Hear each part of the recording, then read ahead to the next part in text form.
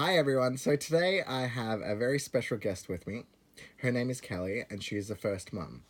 So welcome to the interview, Kelleigh. Thank you very much. It's a pleasure to be here. Thank you for doing the interview. I'm very excited to do this interview with you. So we've had a lot of technical troubles and we've spent the last Hmm. hour and a half trying to get you on Facebook Live. So that didn't work. So this is the only way that we could do this interview, and it's Right. so important to hear your voice. So we we've slaved away for the past hour and a half to do this interview. So let's do it. So Okay. first up, can you just tell us a little bit about yourself? I live in the United States.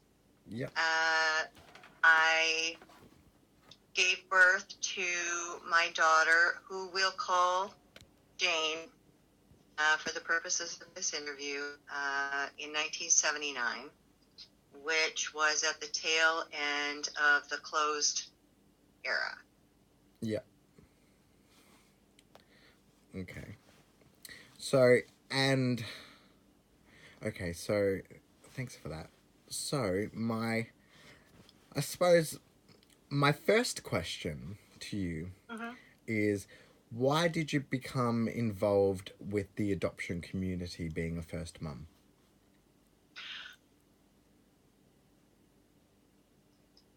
Well,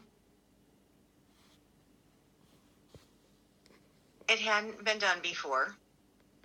Um, And after my daughter was born, I began to hear how adoptive parents and prospective parents were talking about first mothers in general. And it really bothered me a lot because there were a lot of stereotypes about how we didn't love our children, that we didn't care, that we just were out, you know, and nothing could be further from the truth. Yeah. And so it was really important to me to do something about that. And so what I did was I contacted the agency, and I was feeling pretty righteous, because I was a nice girl from a nice family, and all of the other girls that I knew who were pregnant and in the same situation as I was, we were all the same. We we didn't sleep around. We weren't addicts. We weren't involved with social services in any way. We were just nice girls that were pregnant and in trouble, and we were the same as any other person. Yeah. And it was really important to me. So they, when I was expressing my frustration to the worker at the agency, just it made me really angry. And they had seen that I was present among adoptive parents, and they asked if I would be willing to speak to prospective adoptive parents and just tell them about myself and my story and what I knew. Yeah. And it had never been done before in the United States. And so I went and I spoke with these parents with an open heart. Um, and it went over really well. And it changed their perspective, and it became part of it was a requirement to be able to adopt through that age from that point forward. Yeah. And so that was really rewarding because I knew that even if it didn't help my child, hopefully make a difference in the children that these people would adopt. Yeah. And they told me, they came afterward and they were crying and they thanked me, and I communicate that we love our children. Yeah. Yeah. So much. It wasn't that we didn't love them. We did. And we do. So that's... Okay, sorry, I just had to move the camera just for a bit because it was... Your reception must have been, or my reception must have been funny. So, okay, so and how did the prospective parents and the adoptive parents, they responded well to your talk? Yeah, very well, because they told me flat out that they had that perception that we didn't care, that the mothers didn't care about their children, that they didn't love their children, that they forgot. It was a one-time event that had that ended as soon as the pregnancy ended and the baby was gone, and that was it. Then we went on and lived our lives, and they didn't really see us as fully human, I think. Yeah. And so how did that make you feel when you heard that they were stereotyping you with every other birth mother out there? Did that make you feel... It made me angry. Yeah. It made me angry, and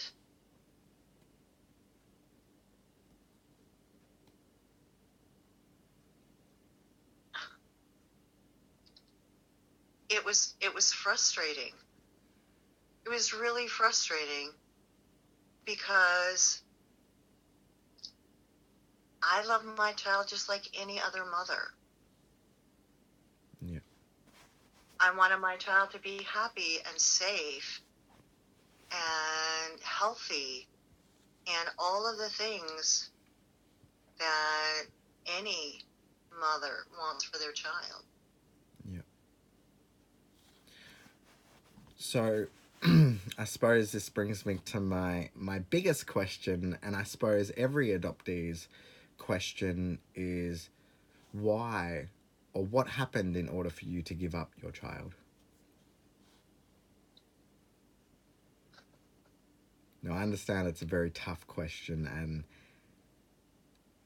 and if at any point you feel uncomfortable with anything, I would really like you to feel comfortable to tell me, I'm not comfortable answering that, because I do understand this would be very difficult for you to answer these questions, and especially such a big question like this that is probably on every adoptee's mind when they connect with their birth parents or their natural parents or first mothers. Yeah, that's kind of the $60 million question.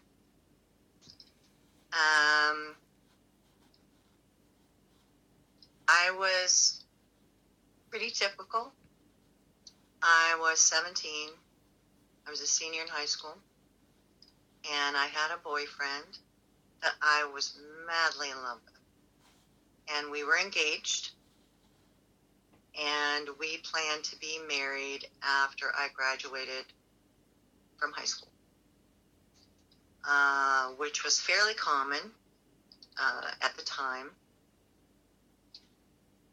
And we decided that we wanted to create a family. So it was a decision. I got pregnant, and I was thrilled. My parents were not. My boyfriend, I said I would be honest.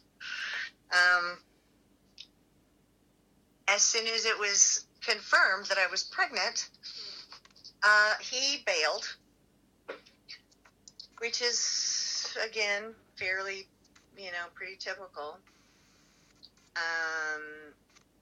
And my family, because I came from a well-to-do family who were prominent in the area.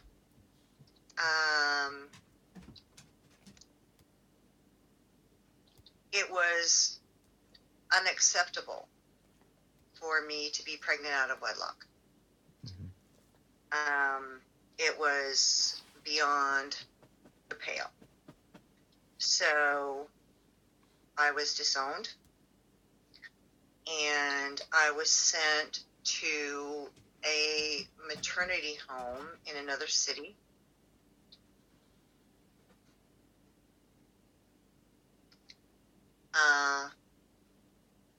You can stop at any time.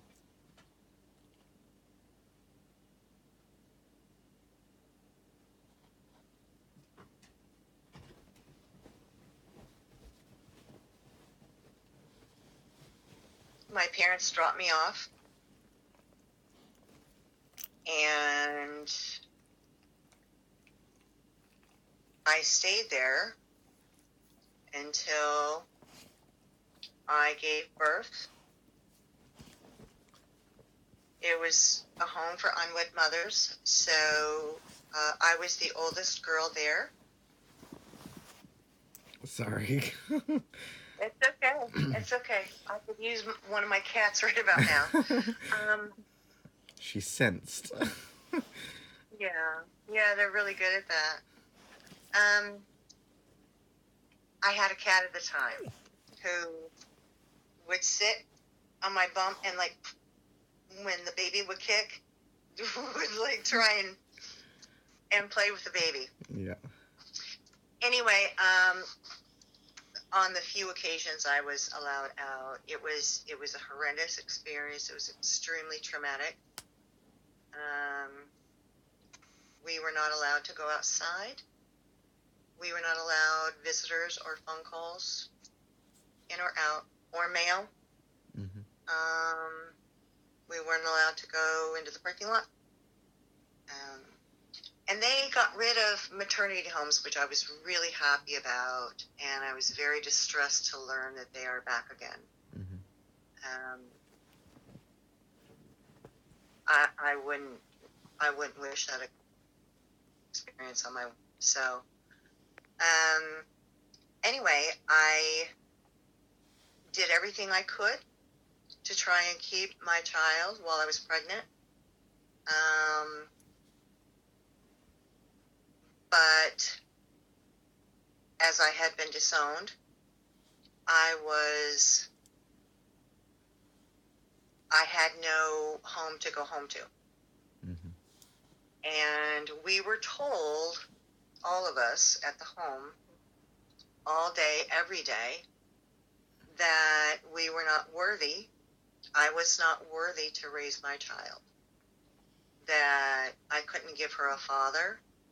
That I couldn't give her the things that an adoptive couple would, and that if I raised my child, I was being selfish and a bad mother. That if I truly loved my child, I would give her up for adoption. And this went on all day, every day. And still,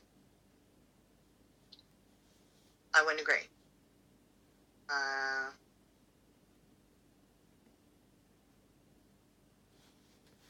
So,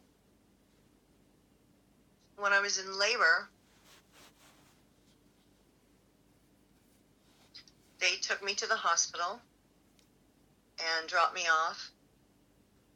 And I was in hard labor for 2 days without medication, without anything. And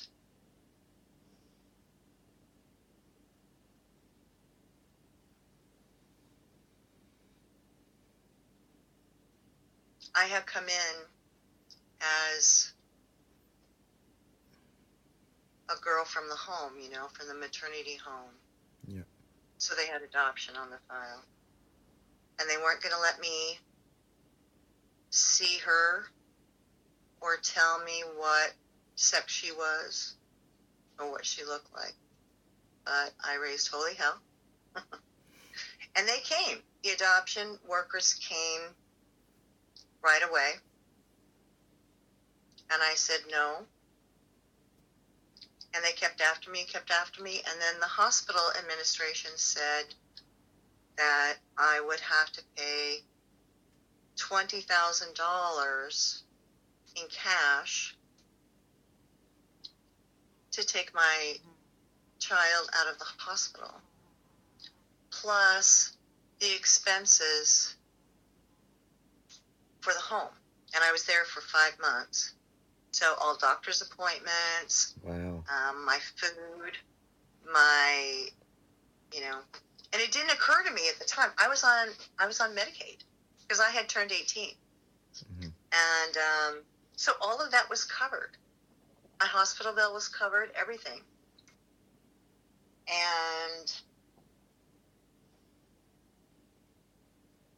But you have people surrounding you telling you that you're bad, that you shouldn't see your baby. I had to yell for an entire day just to be able to see my baby.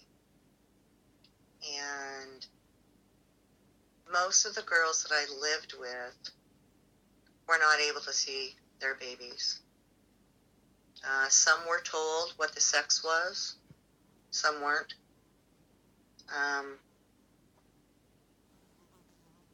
And I still wouldn't consent. And they came and took her out of my arms because I didn't have the money to pay. And I had nowhere to go from the hospital. So I never had a lawyer. I never went to court. I was never told what my rights were.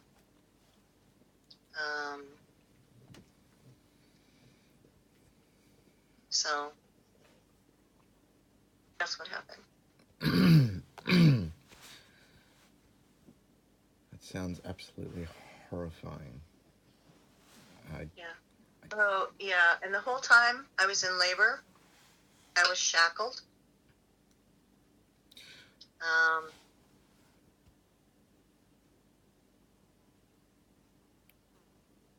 And yeah. So it almost sounds like, worse than a prison. My hands and my legs were, It sounds what? Medieval? Yeah, or like you're in some insane asylum or something like that. Yeah. That's, I just can't even fathom that, to be honest. Like, that's just but thank you so much for answering that. I know that was a very hard question to answer, and in every case of adoption, it is different in every situation, and this was your situation, and thank you for being so brutally honest with that answer. I really appreciate that. I'd like to add something. Yeah.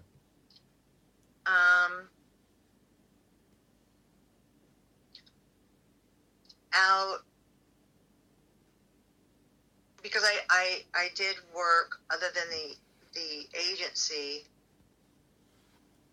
I've worked with and talked with and shared with thousands of first mothers in the time since. And I can count the number of women who willingly gave their children up on one hand. Wow. In almost 40 years. Wow. Yeah. So even if, like the newer mothers, it's it's a matter of desperation and being backed up against the wall, and nobody wants to give their child up for adoption. That's just not, that's not a life goal the girls have. It's just not, you know.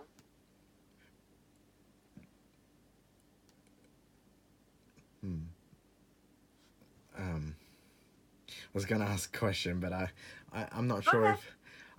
Go ahead. was because we talked before about Right. before the interview, and we spoke about the incentives that the first mothers get. Do you think it's more the incentives per se, in the sense of the fact that because of that desperation, do you think that's why they're more enticed to make the decision to relinquish their child? What incentive? Like we were talking before about, how adoption agencies come through and they almost pick on the vulnerable, and they'll offer them a car or an apartment or a laptop or money or something Right. to almost bribe them into almost forcing them to give their baby up. Do you think, have you spoken to many women who have experienced this? Yeah, I have. Um, what happens is we're talking about modern times now Yeah. with pre-birth matching, which did not exist in my time. Yeah. So in pre-birth matching, a lot of times when a girl is, or a woman is just figuring out what she wants to do, and she wants to look at all of her options, because older people around her are saying, oh, well, give your baby up or have an abortion or whatever.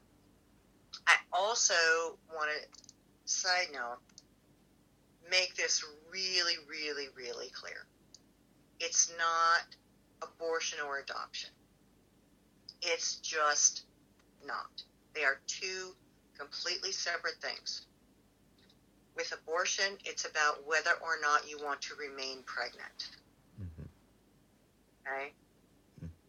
With adoption, it's about whether or not you are willing or able to parent. Two very different things. See? Yeah.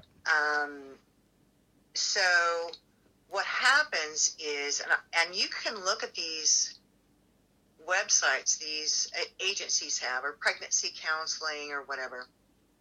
A lot of times women will go to these to take a pregnancy test or whatever, and they don't realize that it's not a place like Planned Parenthood. I don't know if you have that there, where they will do health care We and might. pregnancy test.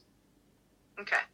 Where it's just a medical center where you can see if you're pregnant. Yeah. With no, like, telling you what to do or whatever. There are a lot of places now that are affiliated with adoption agencies. So when a girl comes in and she's pregnant, they lie. They'll tell her that she's too far along to have an abortion. Or they'll just start off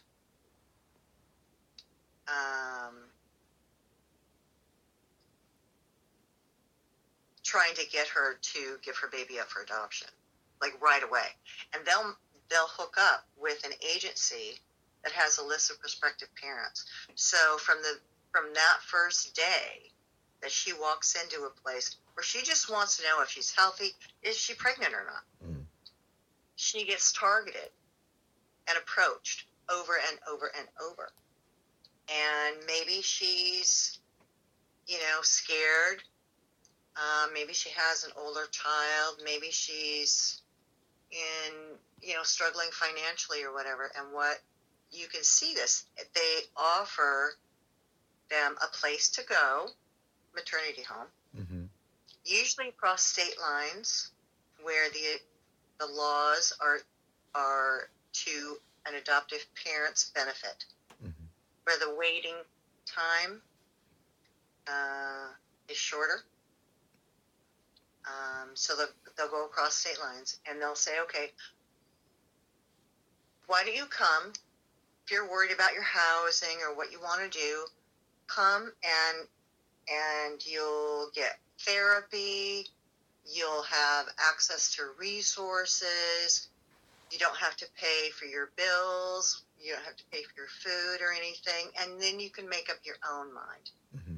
which to a scared pregnant girl or woman is like, but what happens is once they go there, or they're getting money that's supposed to be just for expenses, even if they don't go elsewhere, but they're getting money that is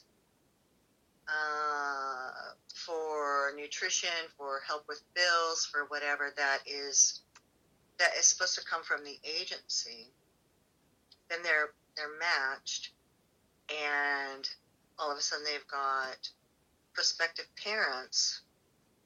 They're pressured into making a choice, and then they say, well, you've taken all this money. What do you mean you want to keep your child? Mm. Mm. So it's almost... it's coercion. Mm.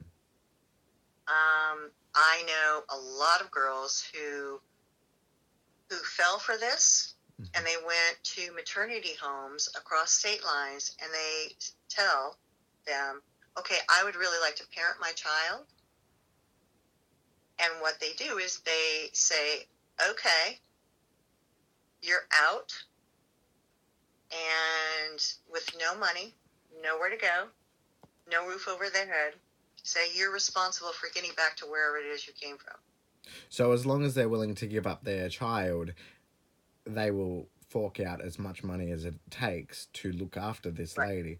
But then as soon as they turn around and say, oh, sorry, I want to keep my child, it's...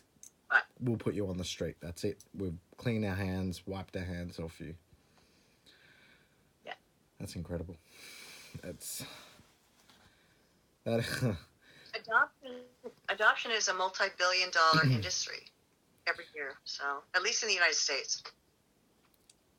A lot of the... and I think this is where a lot of the issues come from, because... not come from, but... It does vary in country to country, and Right. I do believe that the United States do have the worst for the Yes. adoption, for the adoptions. They still do very old school methods. I've been Yes. told, where in Australia, I'm not sure if it's particularly legal to do what the US do with... It's not. No, I wouldn't think so. There is no other country where adoption is practiced the way it is in the United States. Mm. And as a matter of fact, the way modern adoption is practiced in the United States today, it's against the United Nations Declaration of Human Rights. Almost contradicts each other, doesn't it? Like, yeah. It's... Yeah. So, thank you for answering that question, because that was a bit difficult. I mean, all these questions are difficult for you to answer, so I do appreciate you taking the time to answer these questions. So just a couple, okay. just a couple more. So now, Yeah. what is your views on prospective and adoptive parents from when you gave birth to now? Have your views changed over the time? How and Yes. and in what way?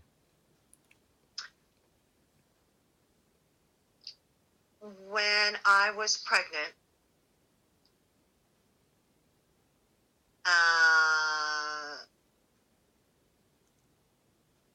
I knew of other kids that were adopted. I knew parents who had adopted, but I didn't really have any, you know,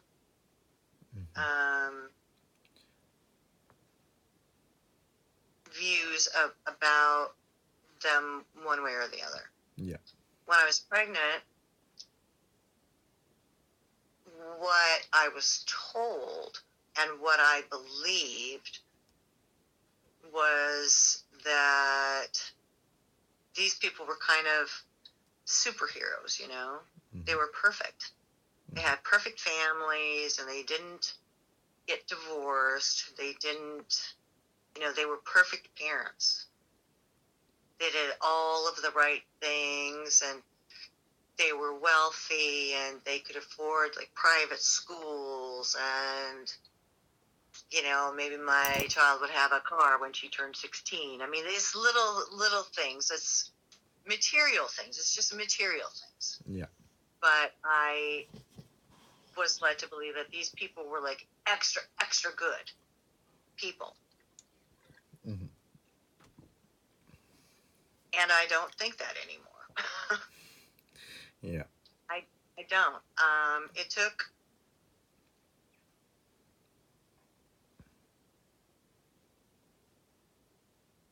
I don't want to get into too much detail, but it was pretty early on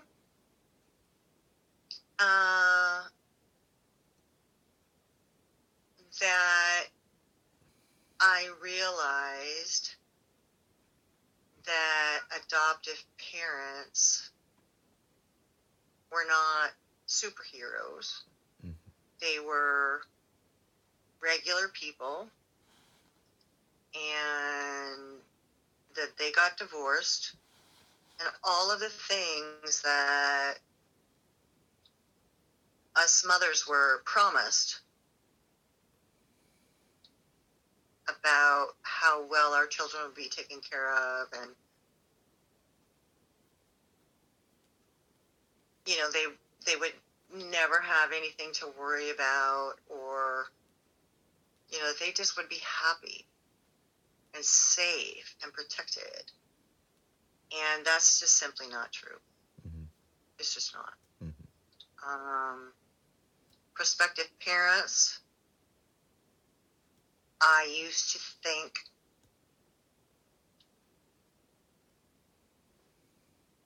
were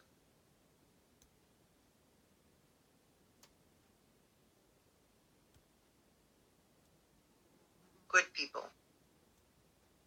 who wanted to help a child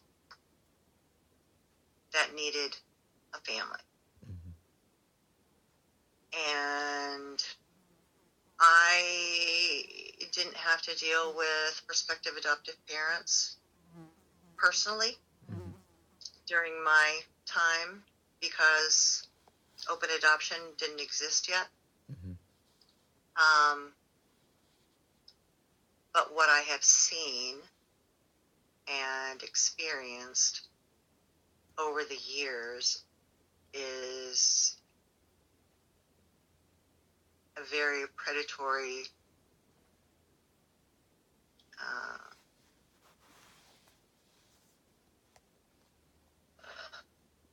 group of people who will do anything to get a baby. I have seen ads in the Penny Saver. I don't know if you know what that is. But it's like this free newspaper that like is outside of a grocery store, you know, where you list like your truck for sale. Yeah, like something like the that. classifieds. Like, huh? Yeah. Yeah. They advertise in the classifieds.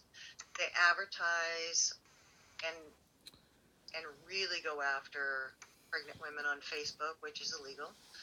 But in these free flyers that you pick up, you know, They advertise in there or on Craigslist. So this is prospective parents advertising for other people's babies. Yes. Okay. They promise money. They they'll pay all the attorney's fees and all that, and it's mind blowing. It blows my mind.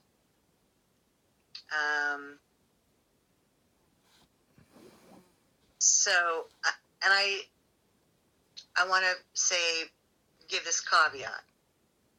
I've known a lot of adoptive parents, and I'm very good friends with some, and who had no idea what they were doing when they adopted, but they are very open-minded and open-hearted, and they really encourage relationships with the first family and the extended family, and also some prospective adoptive parents who are very ethical when dealing with, an agency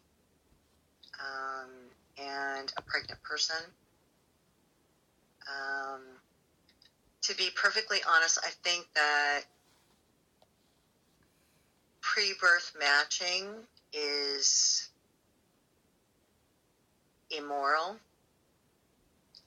and coercive and not right. Mm-hmm. And I don't think it's okay, and I don't think that having prospective adoptive parents anywhere near a woman in labor is okay. Mm-hmm. On that, we also spoke about this off camera as well. Mm-hmm. So, can you just explain why you think it's not a good idea for the prospective parents to not be at the hospital when they're in labor?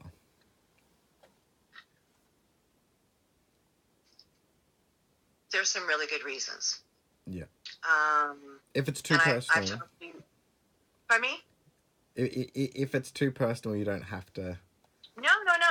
No. I talked to a lot of women who have gone through this, and I have not talked to one who was glad that the prospective parents were in there.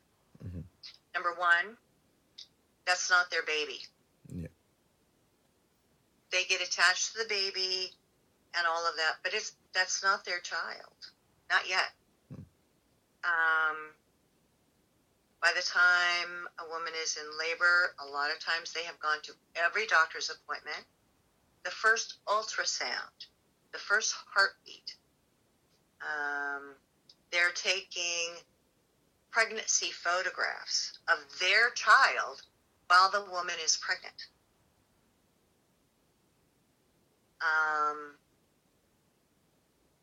I have seen prospective parents filming the birth of their child when it's not their child yet. I feel, and the overwhelming majority of women feel that if they're able to get support, and there is support available,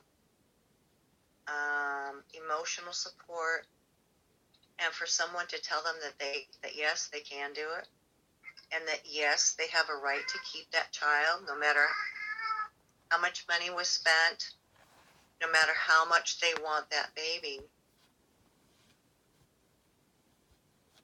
She needs to be able to be with her child, hold her child, and then think about making a decision. Nobody can make a decision when you're 6 weeks pregnant, 2 months pregnant, because you don't know what pregnancy is like. You haven't felt life. You haven't felt anything, any kicks or movement. You haven't gotten stretch marks. you haven't like fallen in love with your baby. And labor and delivery is so primal. It's so personal. And what's best for baby and mother is to have skin to skin together, because the baby knows the mother's voice, knows her heartbeat, knows her smell. So I understand the arguments about, well, this is going to be our child, so we want to bond with the child as soon as possible. But for the child, the baby, this is a stranger. I have known of adoptive parents inducing breastfeeding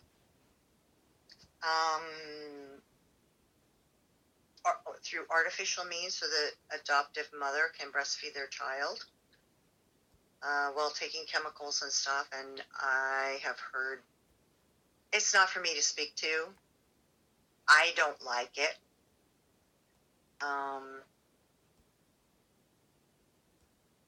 I don't like it.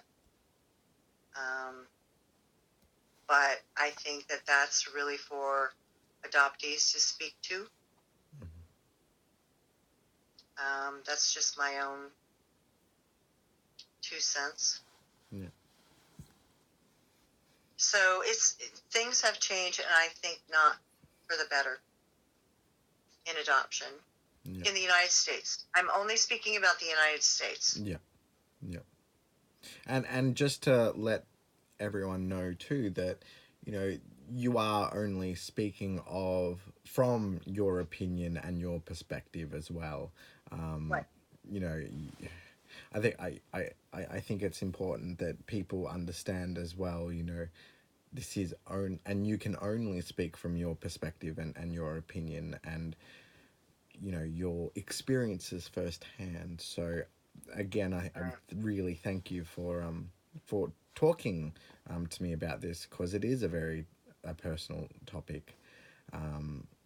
So what do you think? Why do you think adoptees dismiss first mothers and their stories? If they do, why do you think they do? That's a really, really good question. And I am not alone in thinking that the circumstances of our pregnancy and birth are really vital elements to adoptees, to our children, adult children. Because we think that it will make a difference and help them understand. And it doesn't. It just doesn't. I have known adoptees who they care about my story and they want to know what happened with me.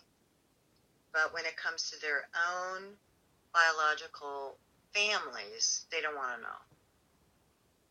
And I can only guess.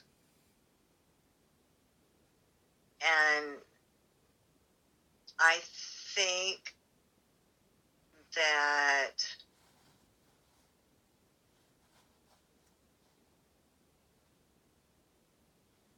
well, this will not sound nice.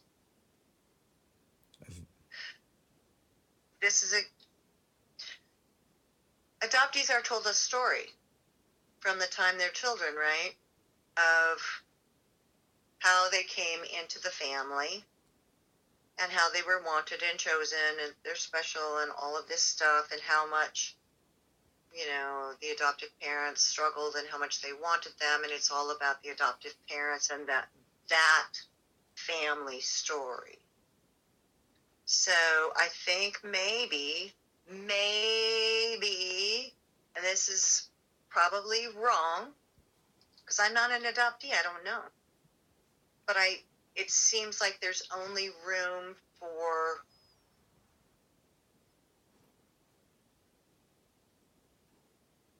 one. And that And and that being if they the are, huh? and that being the adoptive parent, do you mean? Because I always thought it would matter. All of us thought it would matter. And that our children, that my child would know that I loved her. I never stopped loving her, ever, ever, ever. I think about her all day, every day, still. That never stops. We never forget.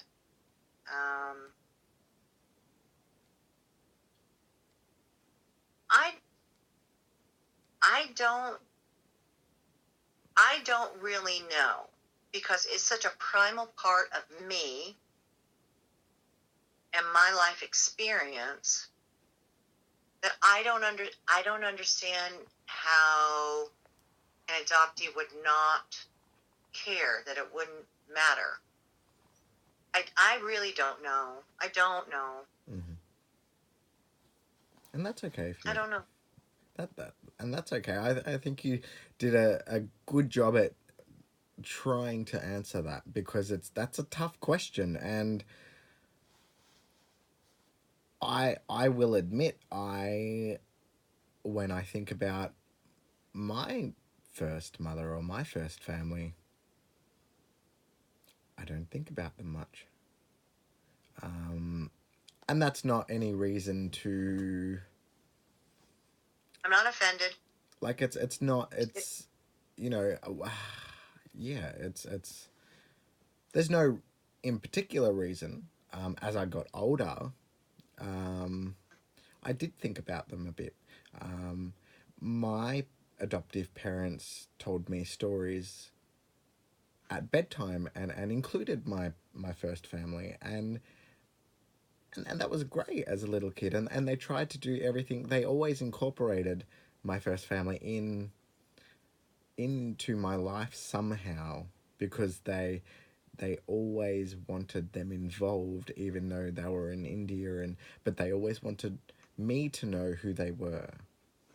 So I think that that's really healthy, and I think that more information is better. yeah, I think that a child can never have too much love.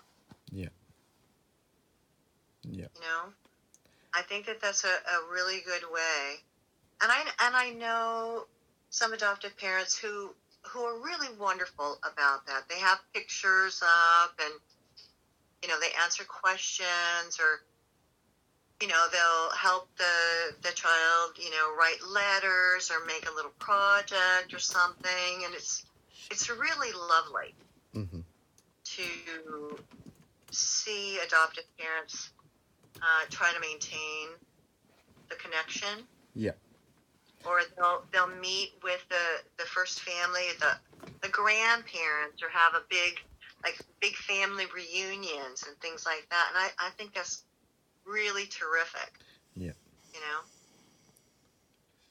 Okay, sorry, just checking that you're on charge. I just saw the No, battery it's come up. okay. I don't even know if I'm even making sense. No, you are. You're making perfect sense, and your answers are just very honest and fantastic. Seriously, it's hard to talk about this stuff, especially when it's so personal and affects you so deeply. And I really appreciate you opening up and talking about this. It's it's I'm extremely grateful that you wanted to talk about this, because every story is important and every voice is important. But touching base with that last question that I asked you, I'm going to ask you a similar question, Okay. which is very similar but just changed a little. So, what do you think adoptive parents dismiss first mother? Why do you think adoptive parents dismiss first mothers and their stories? So, Well, that's easy. Because they no longer have need of us. And I think a lot of times, in my experience dealing with adoptive parents or prospective adoptive parents, and in my own case, we are only good for one thing, providing them a baby. And if they saw the human being and what we go through, well, that would kind of make them a monster, wouldn't it?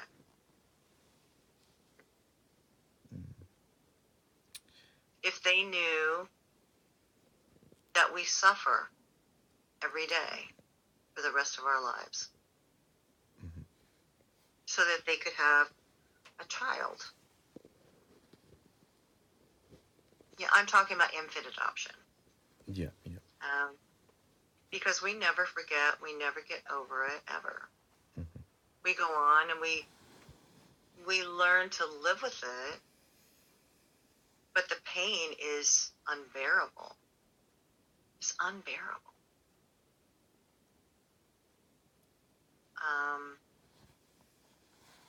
So,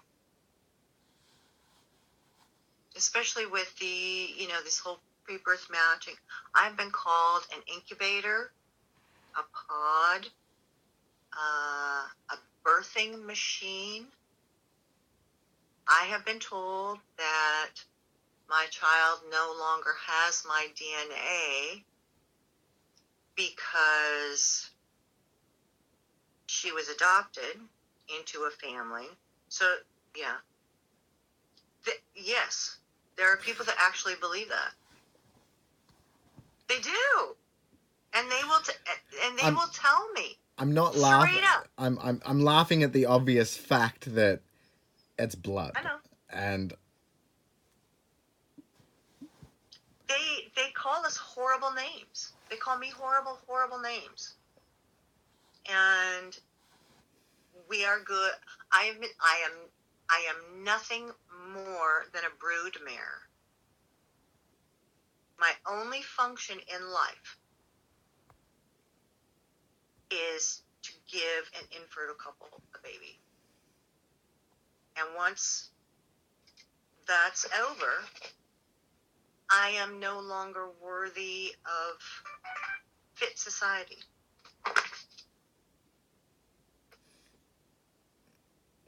Well, I can just tell you now that I think they're wrong and that you are a human being and you have a heart and you have emotions just like everyone else on this planet. So Thanks. you are not what those people say you are, and I just wanted you to know that I do not view you as any of those horrible things that they said. And even your cat agrees with me because it's trying to give you kisses right now. So, yeah. Thank you for saying that. It's very painful, even all of these years later, to be seen not as a woman, not as a survivor, not as an advocate,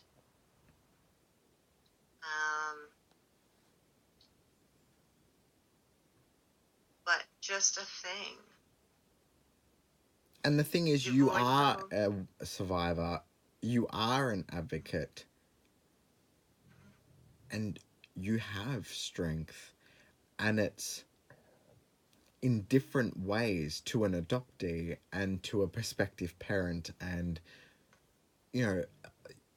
to everyone in life. Everyone has their own strengths in their life, and I think that's what people forget.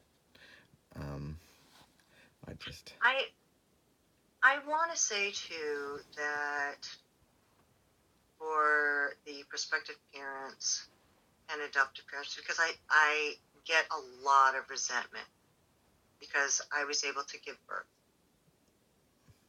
And I understand that. I do. As I shared with you earlier, 60% or more of first mothers suffer from secondary infertility, meaning they're never able to have another child physically. Mm-hmm. I am among those.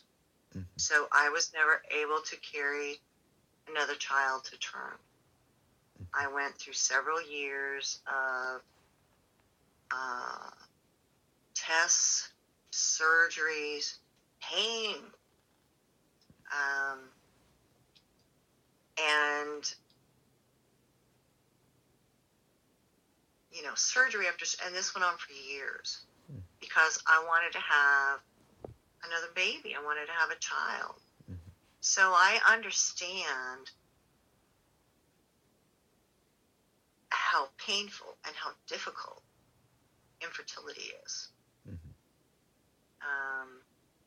The tests back then were a lot more barbaric than they are now, but and there weren't as many options then. But I just want to say that I understand how difficult infertility is and the desperation for a child. And I think that what happens is that need, that desperation to have a family overwhelms everything else. And so people can talk themselves into, if they have a goal, they want to have a baby. Well, you can't really think about somebody as being fully human and fully, having agency and being able to parent her own child when she's not as good as you. Maybe she's not married. Maybe she's, doesn't have as much money. Well, it gets, it's a whole thing. And I've seen people get just lost in it, and they really forget that there are human beings. Mm-hmm. That there's an entire family, not just a woman who gives birth, but there's family, heritage, a name. And they don't really think of the child that they want to adopt. It's about their need rather than a need for a child, which is, there are children who need care Mm-hmm. and love and protection, and they deserve that. Doesn't need to be a newborn, Mm-hmm. Mm-hmm. I'm sorry. For what?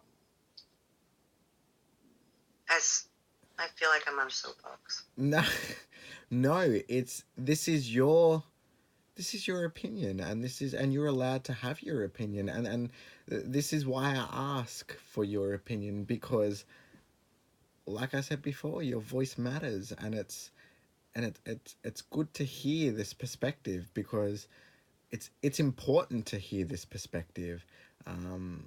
It's important to hear everyone's perspective in the adoption community, because every voice is valid. So it's very important. And Well, let me say too that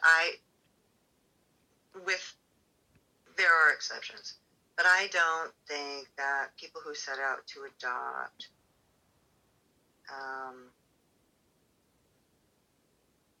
do so with the intention of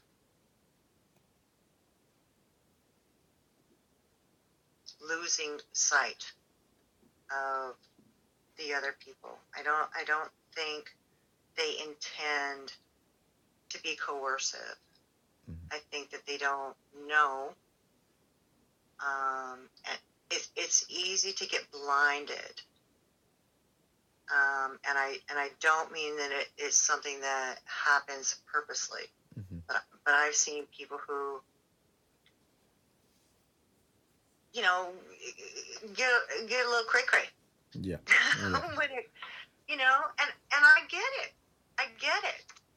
But the adopting does not cure infertility. Mm. And infertility sucks. It sucks. Mm-hmm. It does. It sucks. And I feel bad for anybody who is not able to have a child that wants to have a child. I really do. I know what it's like. It's hell. Same time. Go ahead. I'm babbling. No, I wasn't going to ask you this question, but Yeah. would you adopt? No. No. No. After having gone through those years of infertility treatments and all that, my husband really wanted to have children. And so we talked about adopting. And I did a lot of soul searching about it because I really, I was mourning the loss of my own child. And, I didn't know whether she was alive or dead, or, if she was safe or happy or healthy or anything. I always wanted to have children. I always wanted to have at least 6. It was like a natural mother. I wanted to have children. That was like, I wanted to be a mom.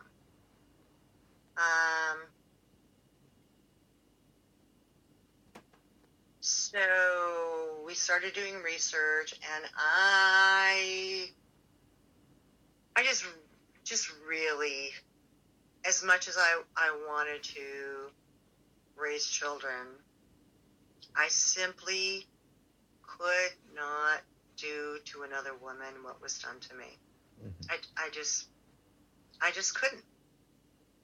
And,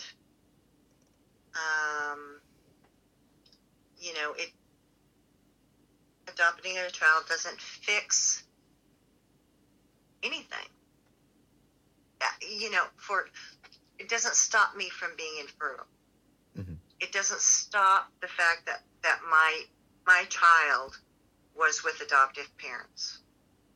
It doesn't fix any of the issues at all. You need to be okay with, and I realized that if I wanted to have children in my life, I could very easily do so.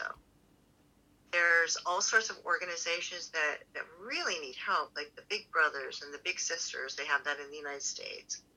Or doing volunteer work at a school or a library or a community center. The YMCA, the YWCA, the PTA. There's so many things. Volunteers for community activities. There's all sorts of ways to have children in my life, to be a positive person in someone else's life without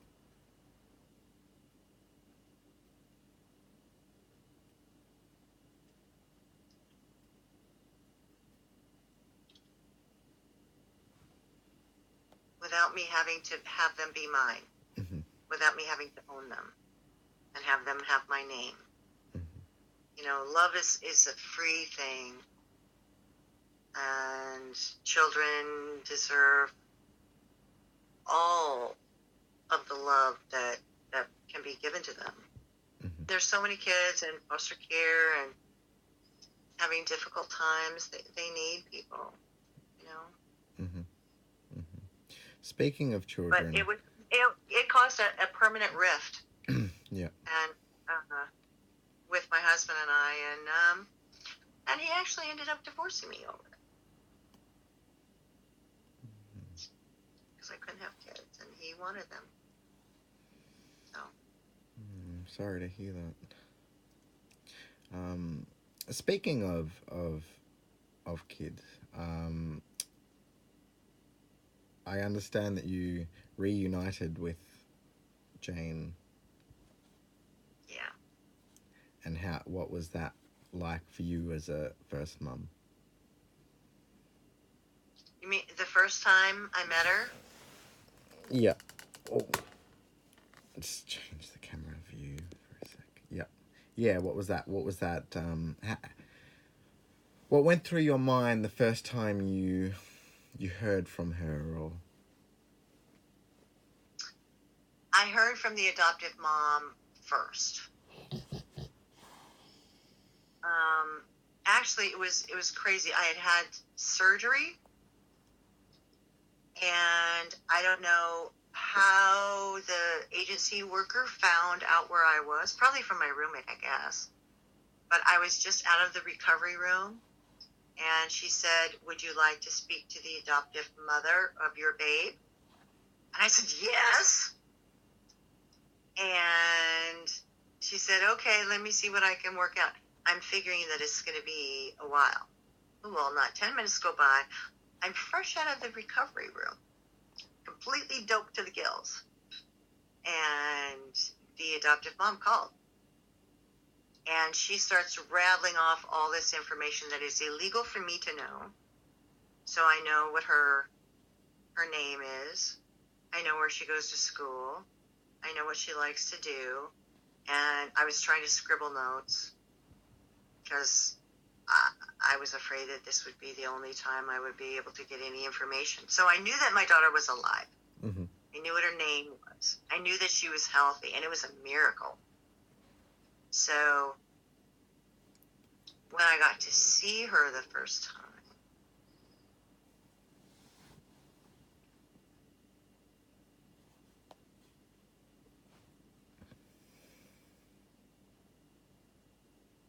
I'll never forget it. I'll never forget it. I looked at her, and she looked at me. And this current, this recognition. Her mom was there. And yes, I refer to her parents as her parents, her mom, her dad. My daughter's mother in adoption speak. So we just stared at each other. And the mom was talking and talking. It was also terrifying. It was terrifying. So I didn't know what to say. I didn't want to offend the mom. I didn't want to overstep. I was afraid to hug her, my daughter. I was afraid to call her my daughter. I was terrified. I was waiting for the police to come and arrest me because we were told that we would go to prison if we had any contact or any information, just like, so I hear from some adoptees sometimes and like, "Oh, well, why isn't she searching for me?" It's like, 'cause we were told that we could not. We were not able to. And we were never promised anonymity either. Mm-hmm. We don't want it. Not anybody that I've ever spoken to, ever. Mm-hmm. I know that there are some. And I know that I'm not going to speak to that because that's an adoptee and experience that I don't want to speak to because that's overstepping. A question that I probably overstepped, but yeah. We spoke about this off on camera, but not on recording. Right. When you said that you refer to your daughter's mother as the mother, and I asked you, how does that make you feel?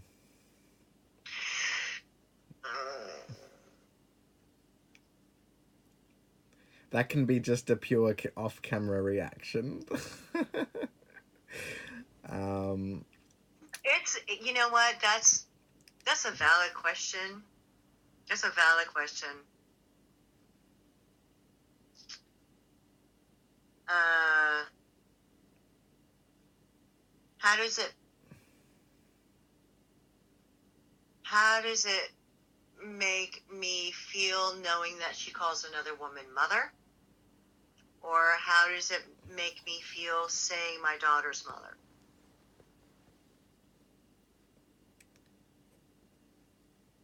let's go both. Ugh. Or whichever one you're comfortable with. Well, it's not comfortable. But I'm going to ask her. Okay? Okay. Because it's probably something that you or somebody else wants to know, at least. I'm definitely sure that it's a question that people might not think of, but they might, when they hear the question, will want to know. They're curious about the answer, I suppose. It's like a knife to the gut. Mm-hmm. The first time I met my daughter, and she just casually said, oh, Mom, can I, or Mom, this, just a real casual thing. And it was like, ah! Because that reality, it's theoretical until it's in your face. Yeah, yeah. And there's this little mini-me calling this woman Mom. And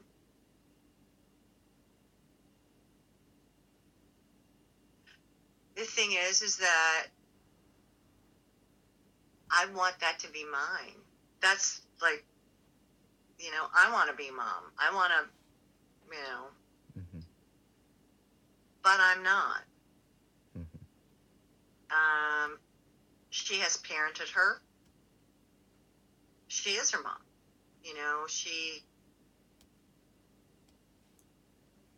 She does all of the things on a daily basis. She got to see the first steps and the first words and mark the milestones. And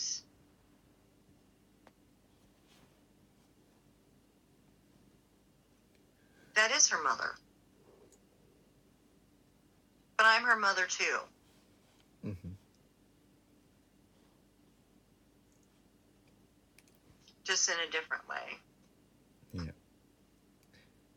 Thank you for answering that, because that was a challenging question. It's hard. It's hard. But it sucks. Mm-hmm. To be perfectly honest, it sucks. Mm-hmm. But it's what is. Mm. This is her life. And I need to honor, and I do. I need to honor her adoptive parents, because to do otherwise is to dishonor her. Mm-hmm. Mm-hmm. This is the life that she lives. Mm-hmm. And these are her parents. These are the ones that she calls Mom and Dad, the ones that, that parented her every day, that raised her. And were there for her in a way that is just, regardless of the circumstances, these are the people who parented her. Mm-hmm. Mm-hmm. It hurts. It hurts terribly that I couldn't. But again, it's one of those things that I have had to learn to just accept. Mm-hmm. And it is what it is, This is my daughter's mom. This is my daughter's father. So when I talk to her about her mom, I'll ask her, is your mom, or what's your mom say, or, how's your mom doing, or whatever. And it's just kind of the language of reunion. Mm-hmm. Mm-hmm. That makes sense? Yeah, it makes sense. It does make sense. Again, and I don't have the right to ask her. Like, I would never ask her to call me mom or mother. I would love it if she did, but that is absolutely, like, not up to me at all. At all. That's her. Mm-hmm. So she gets to call me, like, whatever she chooses. Mm-hmm. As long as it's nice, Yeah. Mm. Well, thanks for answering that, because that was, again, a tough question. So another, and this will probably be the final question, because it's been an hour and 16 minutes, and it's Oh, wow. I'm sure I know we're both craving for the same thing right now, because it's Right? Yeah. a topic that requires such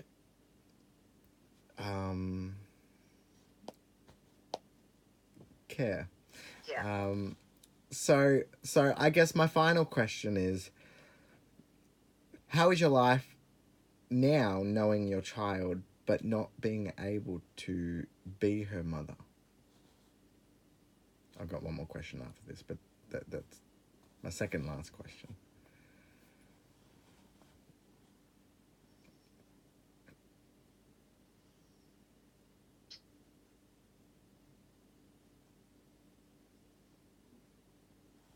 It hurts. And I go about my day, but I think about her throughout the day, every day. It never ends.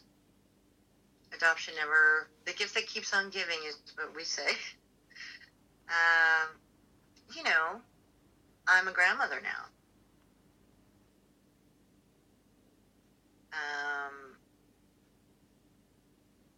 I don't,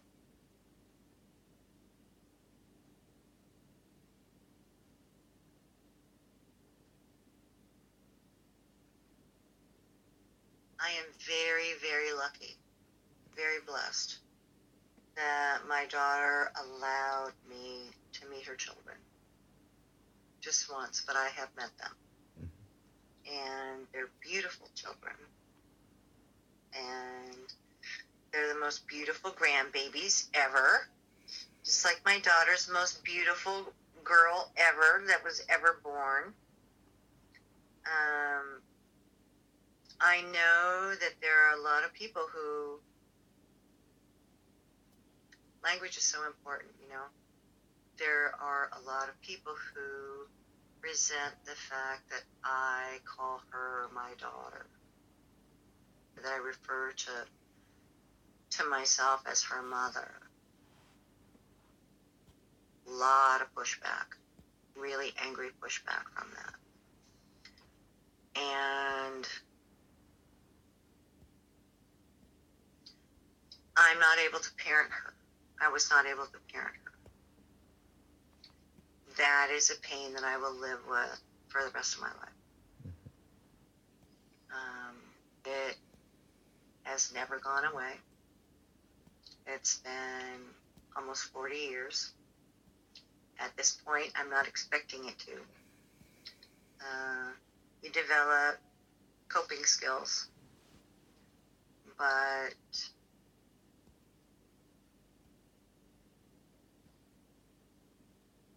I love her. I love her beyond measure. There's nothing I wouldn't do for her. Nothing. Even if she hates me. Really, there's nothing I would not do for her.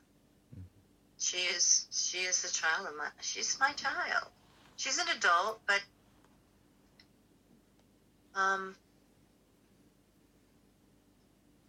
how she feels about me at any given time has no bearing on my love for her, and I respect her, and she's awesome. It's like, she's really amazing. And, but it's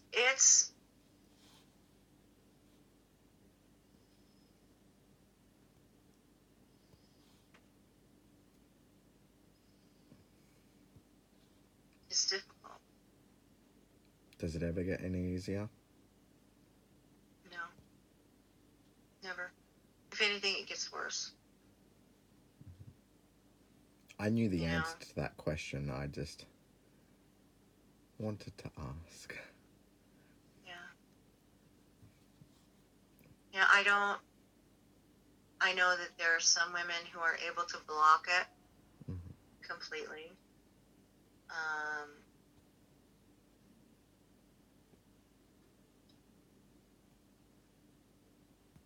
It was a very traumatic experience, and I was told never to speak of it. After I came home from the hospital,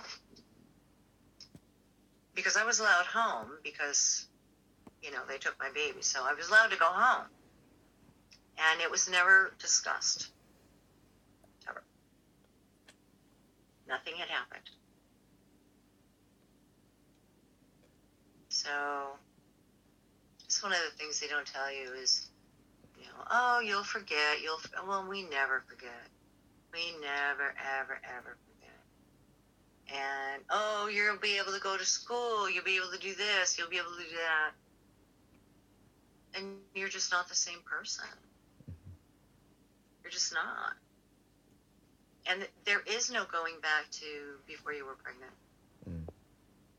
It's a huge life-changing experience. And everything is different. And you always will be. And that brings me to my last question. Yes. What is, if you have any, your piece of advice to other mothers, prospective and adoptive parents, and adoptees? What is my advice to? What is the message that you, I suppose, want to put out there, or your advice, I suppose, being a first mum that is an active member in the adoption community. What message would you leave for them?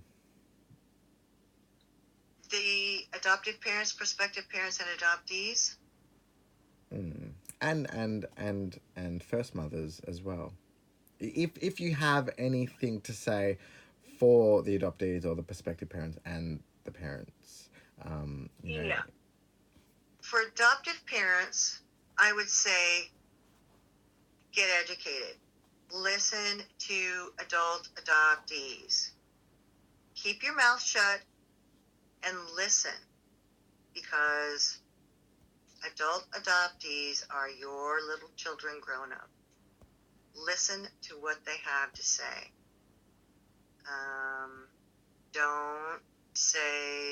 Don't ever say to an adoptee, this is just my thing, don't ever say, oh, well, you just had a bad experience. Oh, well, you're just bitter or you're just angry. No, you need to shut up and listen and educate yourself about trauma, about the effects. And you need to listen to people who live this experience every single day.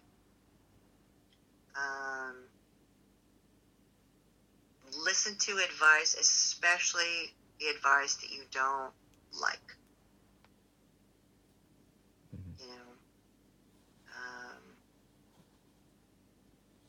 You need, in order to raise children the best way you can and to serve your children properly,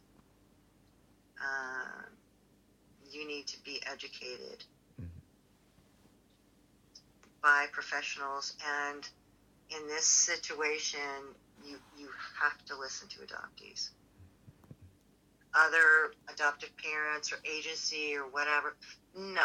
You listen to adoptees, and you pay attention, and you do what they say. There's all kinds of places that you can get that information. You owe this to your children. You owe it. It's a duty and it's a responsibility. Prospective parents,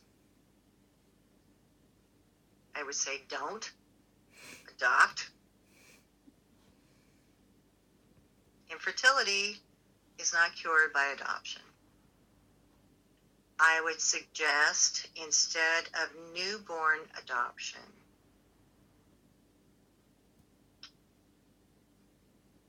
adoption is supposed to be about the welfare of a child and what a child needs. There are a lot of children who need love. A lot of children. I talked about some of that earlier with you. Mm-hmm. Mm-hmm. Become a guardian. Don't change somebody's name unless there's they're in witness protection or something.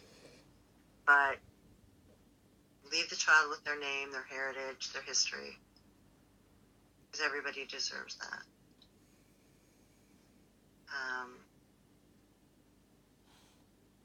You don't need a newborn. Give your love to a child who's already here. I don't know that anybody would. And if you're going to adopt, make sure that you do your research, that everyone involved from beginning to end is ethical, that there is no coercion, that there is no money changing hands, that there's nothing shady in any way, shape, or form. And if you are dealing with a child from foster care, remember that the goal of foster care is reunification.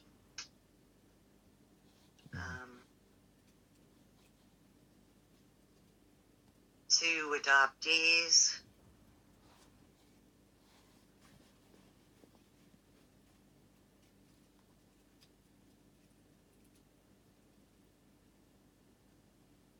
you are loved. You are never forgotten. You are loved. Whether you know it, whether you feel it, you are loved so, so, so much. That's great advice. Thank you so, so very much for doing this interview with me today. And I have no doubt that you'll be a regular guest on interviews because your insights are just wonderful, and you're so honest, and your ability to be so raw is quite a gift, and not many people can do that on camera, and I thank you for doing that, and for sharing this about yourself. So I really, really thank you. And well, it's been my pleasure. And well, that kind of sounds weird though, right? About something that's like really, really painful, like the most primal. But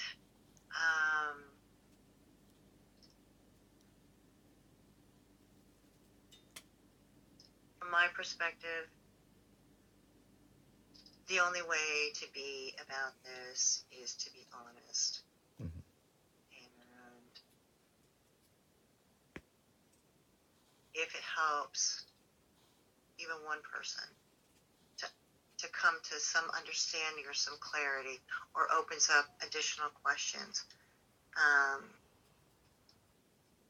it's painful, but that's okay, because I live with it. It's not like, these questions that you ask me, yes, they're difficult to answer, but it's just difficult to verbalize it to another human being. This is stuff that I live with inside, Mm-hmm. So it's okay, and I am honored. I am truly honored that you asked me to speak with you today. I really am. It's just, to be treated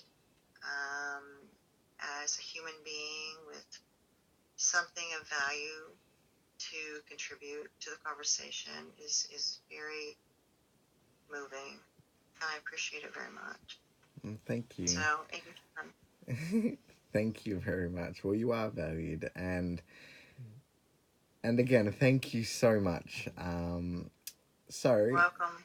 on that note, I'm going to say goodbye, and I will catch you next time. Okay. All right. All right. Thank All right. you. Thank you. Good day. You too. Bye-bye. Bye.